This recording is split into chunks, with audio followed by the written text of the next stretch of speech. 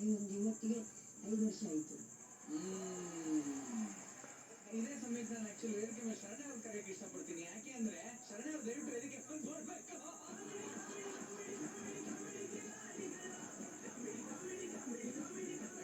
Director ಮಾತಾಡ್ಸೋಣ ಅನ್ನೋದು ಒಂದಿತ್ತು ನನಗೆ. ಇನ್ನೊಂದೇನು ಅಂತಂದ್ರೆ ಈ ಮ್ಯಾರೇಜ್ಗೆ ನೀವೇ main witness ಸಾಕ್ಷಿಯಲ್ಲಿ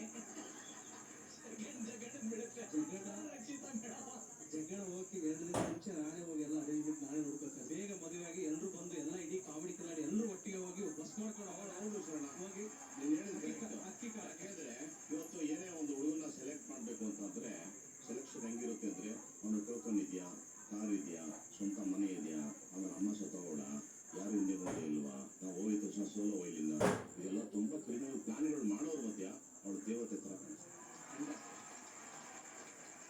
thank you so much please